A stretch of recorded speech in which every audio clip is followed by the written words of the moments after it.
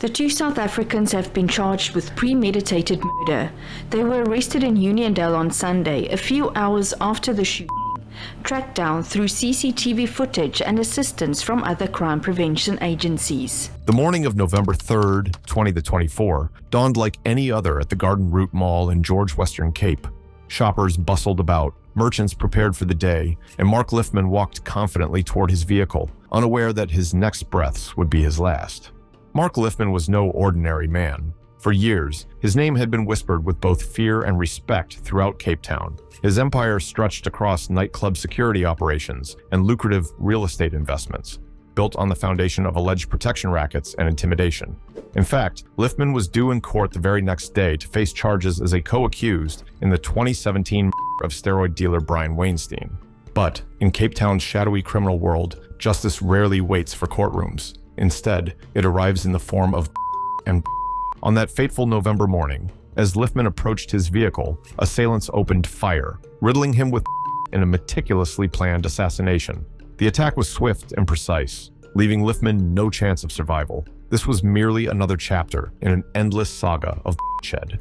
In Cape Town, violence isn't reserved only for crime bosses and gang members. Every day, citizens find themselves caught in crossfires, their lives forever altered by battles they never chose to fight. This is the story of the rise of Cape Town cartels.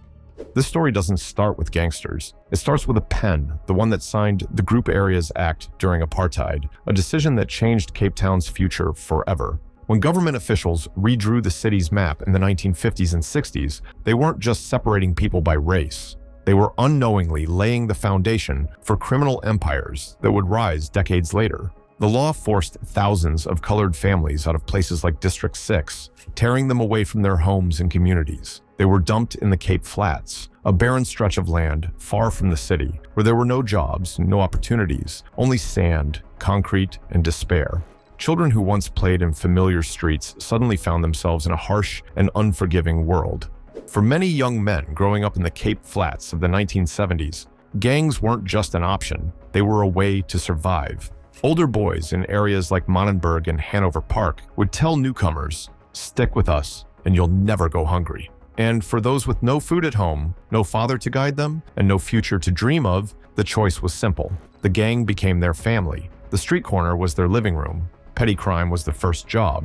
At first, these were just groups of boys looking out for each other, defending their neighborhoods. But over time, they became more organized. They had leaders, territories, and rules. What started as survival turned into something much bigger. While street gangs were forming in the Cape Flats, a parallel and older criminal tradition was thriving behind prison walls. Inside South African jails, a secret underworld had existed for decades. The numbers gangs, the 26s, 27s, and 28s. These weren't just criminals. They were part of an ancient code, a brotherhood with strict rules, rituals, and hierarchies. Their story went all the way back to Nongolosa Matebula, a legendary figure who, in the late 1800s, gathered outlaws to rebel against the system. Over time, his story became a myth, and his followers' code became law in prison. Each group had its role. The 26s controlled the money. The 27s enforced order. The 28s used violence to keep power. Inside prison walls, these gangs were more powerful than the guards. New inmates had to learn the hand signals, the secret words, and the brutal hierarchy, or suffer the consequences. When former inmates trained in the discipline of the numbers gangs returned to the Cape Flats with a new vision, they turned the street gangs into something more, something bigger, more structured, more ruthless. Loose groups of young criminals transformed into organized syndicates. Super gangs emerged, like the Americans in The Firm. These weren't just street gangs anymore, they were criminal empires. They didn't just fight over street corners, they controlled entire communities. In areas where the government had failed, they became the law. If you needed protection, you went to them. If you wanted justice, they decided what that meant. And in the power vacuum left behind by a government too weak to stop them, Cape Town's gang bosses became more than criminals. They became kings. Then came the 1990s. Apartheid ended. Nelson Mandela walked free, and South Africa changed overnight. But while the country was celebrating its new democracy, something else was happening in the forgotten corners of Cape Town. This change did not come with speeches or political movements. It came in small crystal forms known locally as tick. This methamphetamine would not only reshape trade, but also tear apart the very fabric of communities in the Cape Flats. In 1998, police discovered a tick lab hidden in a rundown building in the Cape Flats. At the time, it seemed like just another bust. The area had already been flooded with substances like mandrax and cannabis, so few people realized what was coming. But tick was different. It was cheap to make, easy to sell, and dangerously addictive. Before long, it became the #1 drug in the Western Cape. What started as a slow trickle became a flood, destroying families and fueling an entire economy of crime. With demand rising fast, someone had to supply it. This is when Cape Town's gangs stepped in. They were no longer just neighborhood thugs fighting over small corners. They became organized criminal businesses, controlling entire communities. The American gang grew into one of the most powerful forces in this new empire. What was once a group of street toughs turned into a structured operation, complete with smaller branches like the Ugly Americans, Young Americans, Spoilt Brats, Dollar Boys, Dollar Kids, Dixie Boys, and Sexy Boys. Were their main business, but they did not stop there. They expanded into illegal guns, prostitution, contract, extortion, abalone smuggling, robbery, fraud, money laundering, human trafficking, and kidnapping. The Americans were no longer just a gang. They had become a criminal empire. Meanwhile, in Manenberg, another empire was rising. Rashid and Rashid Staggy had founded the Hard Livings gang in 1971, but the boom of the late 1990s turned them into one of the most feared gangs in Cape Town. Like the Americans, they expanded their operations, taking control of every crime that could make them money. The Hard Livings even went beyond South Africa. They built partnerships with the Sicilian Mafia, helping to smuggle illegal diamonds and into Europe. A gang that had once been a local force now had international connections. With massive profits came brutal wars. Controlling territory became everything. Every street corner was worth fighting for, and the battles were deadly. The Americans, who were linked to the 26s and 27s prison number gangs, clashed again and again with the Hard Livings, who had ties to the rival 28s. These were no longer simple fights between gangsters. They had become full-scale wars, with automatic replacing and clubs. Innocent people were caught in the crossfire. Children playing outside had to dive for cover when started flying. Mothers learned to sense danger before it arrived, rushing their kids indoors at the first sign of trouble. Schools installed metal detectors. Ambulance crews sometimes refused to enter certain areas without police escorts. In 2017, the world saw just how brutal these gang wars had become. 4 members of the Junkie Funky Kids gang were sentenced to life in prison for a rival. This was not just an act of violence. It was a statement, a way to mark territory in the most permanent way possible. The situation became so bad that by 2019, the South African government had no choice but to send in the military. Soldiers patrolled the streets alongside the police. Tanks rolled through neighborhoods where children should have been playing. It was a clear sign that the police alone could not stop the chaos that the trade had unleashed. Cape Town's criminal underworld has not just taken over neighborhoods, it has reached deep into the very institutions meant to stop it. In Cape Town politics, campaign money does not always come from honest sources. Over the years, a pattern has appeared. Some politicians received secret financial support during their campaigns, and once they were elected, strange things started happening. Police operations in certain areas would suddenly slow down. Zoning laws would change, helping crime bosses buy valuable properties. Law enforcement would shift focus away from certain crimes, allowing illegal businesses to keep running without trouble. This was not a series of random events. It was part of a well-planned system. Crime bosses did not need to put their own people in office. They just had to make sure politicians relied on their money and influence, a campaign donation here, a quiet threat there, maybe even blackmail in the background. These were the ways gangsters made sure their operations stayed protected. For the cartels, these political connections were not just about staying safe. They gave them respectability. A politician might take their money in secret at night and then publicly speak against crime during the day. This created the perfect cover for illegal activities to thrive. One man who had the police and politicians under his control was Mark Liffman. Mark Liffman walked around Cape Town like someone who knew all the secrets. He dressed in expensive suits, spoke with confidence, and looked like any successful businessman. He owned nightclubs, security companies, and prime real estate across the city. But behind this image of wealth was something much darker. Pay for protection or risk being unprotected. That was the message nightclub owners would hear from Liffman's men. This was not just business, it was extortion disguised as security. What made Liffman even more powerful was not just his criminal empire, but his ability to avoid consequences. When police cars arrived at his properties, they often left without making arrests. When he was taken to court on charges of money laundering and tax evasion, he walked out a free man almost every time. Police officers investigating him were suddenly transferred to other precincts. Witnesses changed their stories or disappeared. Important evidence vanished from police storage. It became clear that Liffman had not just bribed a few officers, he had influence over entire systems. Money flowed into the right hands. Police stations leaked information directly to him, and the justice system seemed powerless against him. But even the most powerful criminals cannot escape forever. On November 3rd, 2024, outside the Garden Route Mall in George Western Cape, Liffman's luck finally ran out. A group of professional assassins him down with deadly precision, leaving no chance of survival. The next day, he was supposed to appear in court for his alleged role in the 2017 of Brian Weinstein, also known as the Steroid King. But that was a court date he would never make. Another man who knew how to play this game was Nafiz Modak.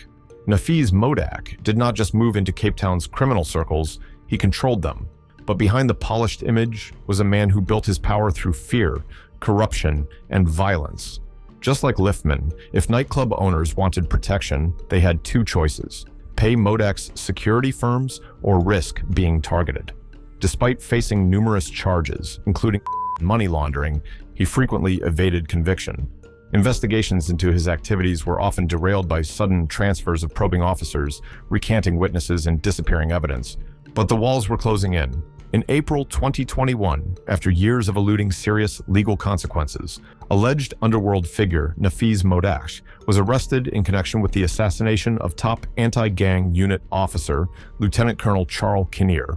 The arrest unfolded dramatically on April 29, 2021, following a high-speed chase in Cape Town's Century City area.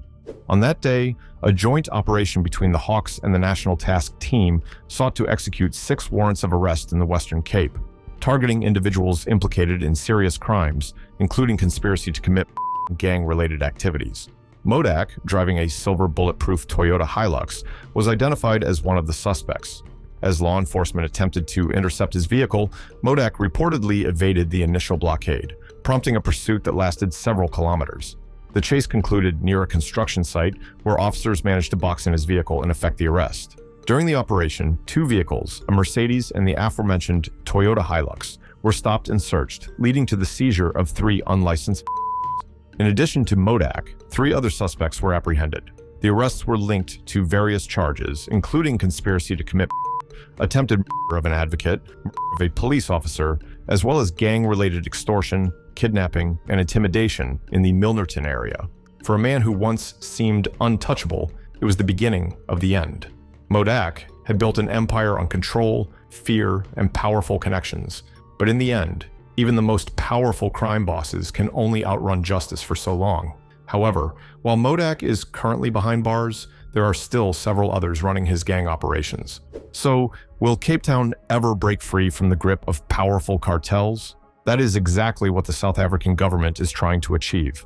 In the winter of 2019, the people of Manenberg woke up to an unusual sound. It was not echoing through the streets, but the deep rumble of armored vehicles. Soldiers in camouflage, holding their weapons tight, walked through neighborhoods where only police officers had dared to go before, and even they had entered with caution. The South African National Defense Force had arrived in Cape Town.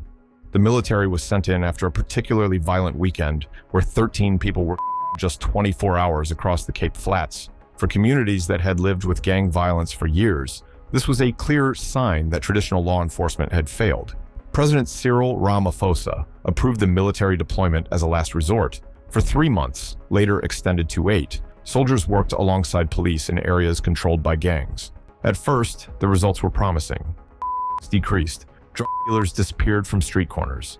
For the first time in years, residents felt safe enough to step outside after dark. Children played in parks that had once been too dangerous to enter. But the people of the Cape Flats had seen this before. The soldiers could reduce the violence for a while, but they could not fix the real problem. By March 2020, when the military left, the concerns of critics became a reality. The gangs had not been defeated. They had simply adapted. Their operations became quieter and more careful. Within weeks, returned to the streets. Cape Town is becoming Africa's version of Mexico. 5,000 miles away, Mexico had been fighting its own war against cartels for decades. The similarities between the two countries were impossible to ignore.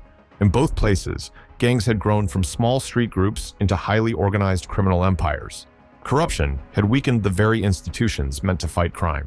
Violence had become a part of daily life, trapping innocent people in the Mexico's experience had already shown that military action alone would not solve the problem. The Mexican government had sent its army to battle cartels many times, but instead of destroying them, the group split into smaller, more violent factions. The result was even more chaos. Cape Town was in danger of repeating Mexico's mistakes. The government focused on force, but it failed to address the real reasons people joined gangs in the first place: poverty, lack of jobs, and hopelessness. The cartels in both countries had also evolved beyond just drugs and weapons. In Mexico, criminal groups expanded into extortion, kidnapping, and even avocado farming. In Cape Town, gangs had taken over new industries. Construction sites became targets for protection fees. Criminal syndicates controlled illegal miners known as zama-zamas, who worked in life-threatening conditions. At Buffelsfontein gold mine near Stilfontein, tragedy struck when 87 illegal miners died after authorities cut off their food supply to force their surrender. These miners were not dangerous criminals. They were desperate people looking for a way to survive in a country where unemployment had reached 32%. The gangs took advantage of this desperation, just as they exploited every other weakness in society. The sad truth is that the fight is far from over. The story of Cape Town's criminal networks does not have a clear ending, at least not yet. The battle continues every day in the streets, in courtrooms, in government offices, and in community centers. One thing has become clear: no single approach will solve the problem. Sending soldiers may provide short-term relief, but it does not fix the root cause.